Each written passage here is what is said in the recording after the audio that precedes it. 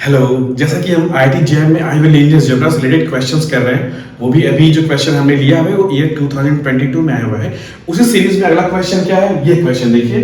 Late P be a fixed 3x3 matrix with entries in R, then which of the following maps from M3R to M3R is या R linear? M3R is the set of all 3x3 matrix with entries from real. Okay, then the options are T1, all the maps are from M3R to M3R. So T1 is a map from M3R to M3R defined by T1M equal to MP minus PM. Option B is T2 defined by N square P minus P square M. Option C, T3M is equal to MP square plus P square M. And option D is T4M equal to MP square minus PM square. यहाँ खास देने योग्य बात यह है कि इसने बोला है P कोई भी फिक्स्ड 3x3 मैट्रिक्स है, एनी फिक्स्ड 3x3 मैट्रिक्स। अब इस क्वेश्चन में आपको बताना है कि इनमें से कौन सा T जो है T1, T2, T3, T4 में से कौन सा ऐसा T है जो कि लीनियर ट्रांसफॉर्मेशन है। क्वेश्चन जो पूछा गया वो MSQ है, मल्टीपल सिलेक्ट क्वेश्चन, मतलब इसमें एक से ज्यादा ऑप्शंस भी ट्रू हो सकते हैं। तो जैसा कि मैंने आपको बताया क्वेश्चन करने का तरीका क्या है, सबसे पहले आप बेसिक्स पे जाइए। क्वेश्चन क्या पूछ रहा है कि इनमें से कौन सा लीनियर ट्रांसफॉर्मेशन है। तो सबसे पहले लीनियर ट्रांसफॉर्मेशन का डेफिनेशन देखिए। लीनियर ट्रांसफॉर्मेशन की अगर हम डेफिनेशन देखते हैं तो अगर मान लीजिए T from V to U linear transformation है तो T क्या करता है, जीरो को जीरो पे ले जाता है, राइट। जीरो, ये जीरो यहाँ का है, ये जीरो यहाँ का है, ठीक। तो T of 0 goes to 0 और साथ ही साथ क्या होना चाहिए, T of x plus y should equal to T of x plus T of y for all x y belongs to V, और T of alpha x should equal to alpha T x for every alpha belongs to field and x belongs to V। तो ये है definition of T की। तो इसी basis का इस्तेमाल करके आप देखिएगा हम इस क्वेश्चन को सॉल्व कर लेंगे, और इस क्वेश्चन को सॉल्व करने का एक तरीका मैं आपको बताता हूं। देखिए क्या है तरीका, देखते हैं। अब इस क्वेश्चन में देखिए एक खास बात है, सोचने योग्य बात है कि उसने बोला P कोई भी फिक्स्ड मैट्रिक्स है 3x3, आप कोई भी ले सकते हैं। तो ऑप्शंस को हटाने के लिए हम कुछ तो P मान भी सकते हैं, क्योंकि उसने बोला आप कोई भी P ले सकते हो जो कि फिक्स्ड हो। तो हम एक पर्टिकुलर अगर ले लें, देखिए ये सब तरीका है ऑप्शंस को हटाने का। ये नहीं कि आप क्वेश्चन उठाए आप सॉल्व कर दीजिए। ऑप्शंस को कट करने का तरीका भी आपको पता होना चाहिए, जो कि आप इस क्वेश्चन में देखेंगे। अगर मान लीजिए हम मान लेते हैं let P equal to identity 3x3 fixed matrix ले लेते हैं, क्योंकि इसने क्वेश्चन में क्या बोला है कि P आप एक फिक्स्ड मैट्रिक्स ले सकते हो। तो हमने इन पर्टिकुलर आइडेंटिटी मैट्रिक्स ले लिया, और क्वेश्चन देखते ही हमें एक आइडिया लग रहा था कि ऑप्शन बी और डी में कुछ प्रॉब्लम हो सकती है, क्योंकि P तो फिक्स्ड मैट्रिक्स है लेकिन m goes to m square दिख रहा है। जनरली आपने देखा होगा कि लीनियर ट्रांसफॉर्मेशन, लीनियर वाली फीलिंग जो है, अगर T of x goes to x square हो जाता है तो लीनियरिटी वाली फीलिंग जो है कहीं ना कहीं वो जो है वो चली जाती है। तो इसको देखते हुए मुझे ऐसा लगा, क्वेश्चन देखते ऐसा क्लिक हुआ कि शायद ऑप्शन बी और डी जो है ये दोनों ट्रू नहीं होंगे। तो इनको वेरीफाई करने के लिए गलत है, हमने क्या किया, P को फिक्स ले लेते हैं आइडेंटिटी मैट्रिक्स। अगर हम P जो है फिक्स आइडेंटिटी मैट्रिक्स ले लेते हैं तो T2 कैसे डिफाइन होगा, देखिए ऑप्शन डी की ओर देख रहे हैं।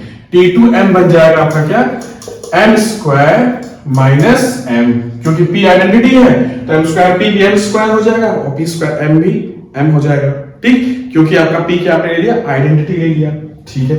अब इसमें वेरीफाई कर लेते हैं। जैसा कि मैंने डेफिनेशन बताया है कि अगर T2 लीनियर ट्रांसफॉर्मेशन है तो T2 अल्फा m ये क्या होना चाहिए, अल्फा T2M ये हो जाना चाहिए, राइट, जहां अल्फा बिलोंग्स टू फील्ड जो कि आपका R है। देखते हैं ये हो रहा है कि नहीं है। तो पहले लेफ्ट हैंड साइड देखते हैं, T2 अल्फा m क्या होगा, डेफिनेशन लगा लेते हैं। इस डेफिनेशन के हिसाब से जहां जहां m है वहां पे क्या रख दीजिए आप, alpha m। This is equal to this, this is equal to this, this is equal to alpha square m square minus alpha m, या इसे कह सकते हैं अगर अल्फा कॉमन ले लें तो alpha m square minus m, this is T2 alpha m। देखिए T2 alpha m equal to alpha बाहर ले लीजिए तो ये बन जाएगा आपका क्या, alpha m square minus m। अच्छा जरा देखते हैं अल्फा T2m क्या है, अल्फा T2m आएगा अल्फा टाइम्स T2m कैसे डिफाइंड है, m स्क्वायर माइनस n। यहीं से आप देख लीजिए T2 अल्फा m क्या है आपका, ये देखिए alpha times alpha m square minus m, alpha T two M क्या है, alpha M square minus M. देखिए दोनों ही क्या है, बराबर नहीं है, ठीक है ना।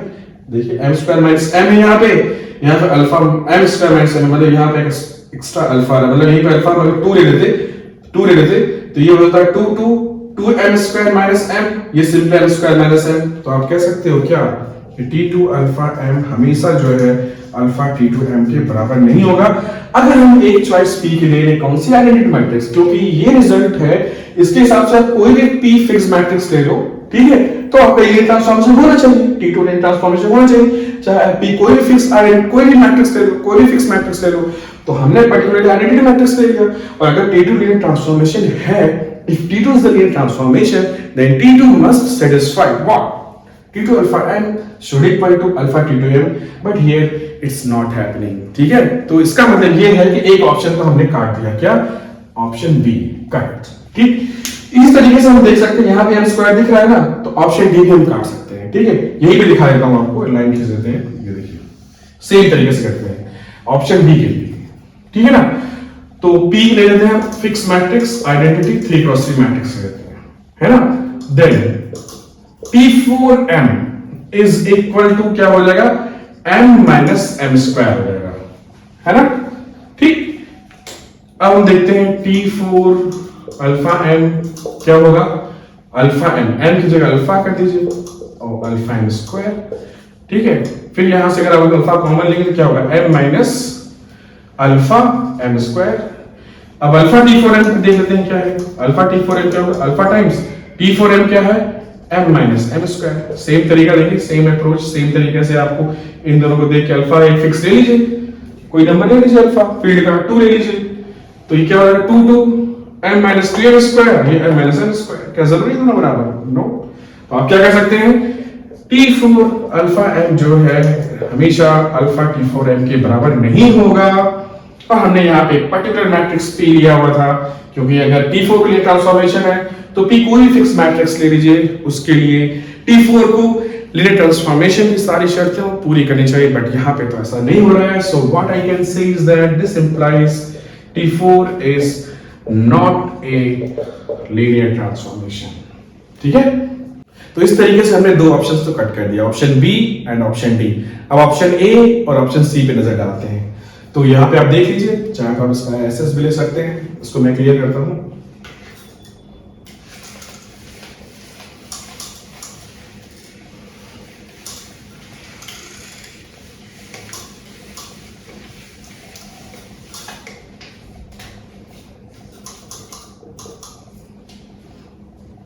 ये भी कट हो गया। अब ऑप्शन ए पे नजर डालते हैं। अब ऑप्शन ए और सी में ये फीलिंग आ रही थी कि ये लीनियर ट्रांसफॉर्मेशन हो सकता है, तो कोई दिक्कत नहीं है। आप लीनियर ट्रांसफॉर्मेशंस के बेसिक्स पे जाइए। बेसिक्स क्या है, डेफिनेशन का इस्तेमाल करें। डेफिनेशन इस्तेमाल करना है हमें, t of x plus y is equal to t of x plus t of y करना है। t of 0 देखिए सब में 0 पे जाएगा, तो उसको वेरीफाई नहीं कर रहा हूं मैं। t of x plus y should equal to t of x plus t of y करना है। लेकिन ये मैट्रिक्स का सेट है, तो हम ले लेते हैं लेट n जो है वो एलिमेंट किसका, m3 का एलिमेंट है, m3r का, है ना।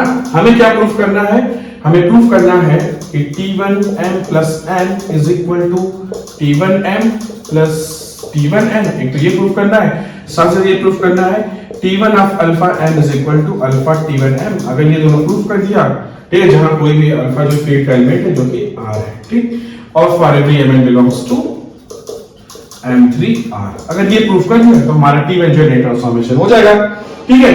तो लेके चलते हैं पहली चीज को, कंसीडर t1m plus n। लगा दीजिए डेफिनेशन।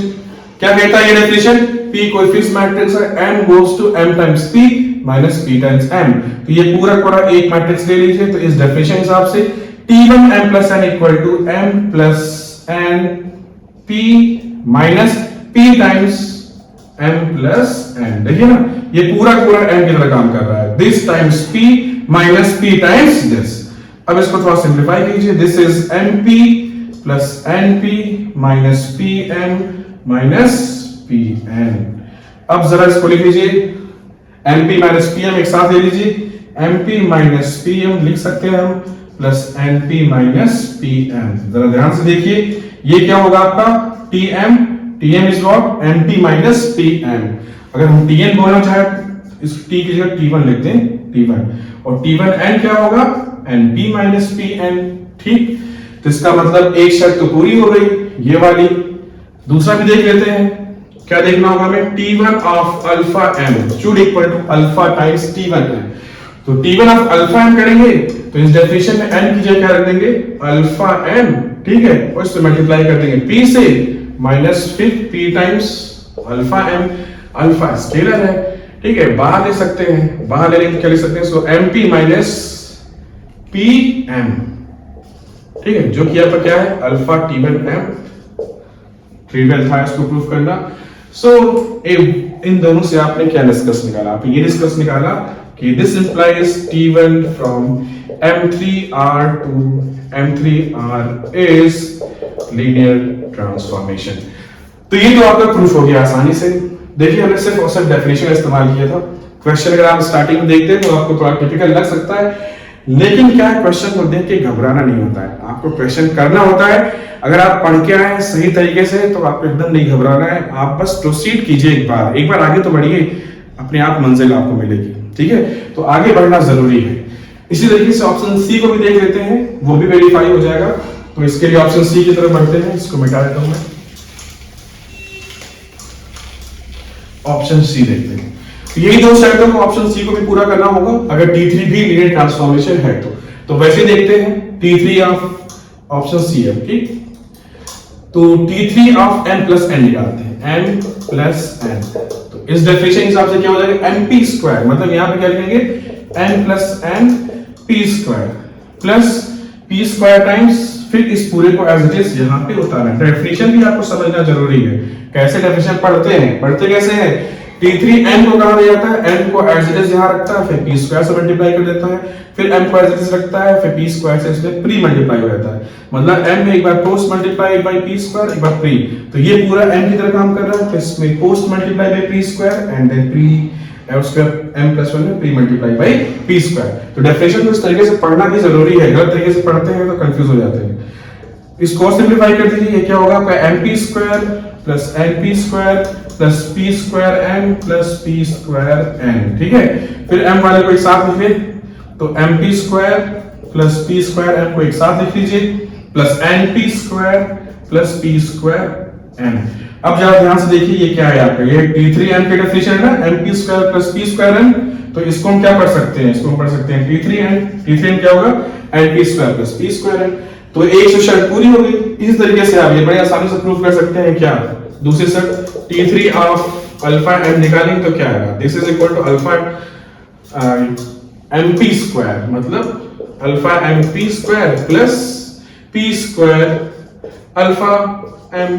अल्फा को बाहर ले लीजिए, लिख सकते हैं इसको mp square plus p square n and this is equal to alpha T3n, क्योंकि यहाँ पे क्या है T3n। This implies T3 is also linear transformation. तो आपका ऑप्शन ए भी सही हो गया और ऑप्शन सी भी सही हो गया, ठीक। तो देख लीजिए यहाँ पे आपका एमएसक्यू क्वेश्चन था, बेसिक क्वेश्चन था, सिर्फ और सिर्फ आपको लीनियर ट्रांसफॉर्मेशन की डेफिनेशन के बारे में पता होना चाहिए और उसका सही से इस्तेमाल करना चाहिए। यहाँ पे मैंने एक और ट्रिक का भी इस्तेमाल किया, इसमें था कि P आपका फिक्स 3 क्रॉस मैट्रिक्स दिया था, तो ऑप्शन हटाने के लिए हमने P equal to identity matrix ले लिया। ऐसे कई कोई दूसरे क्वेश्चन भी आ सकते हैं।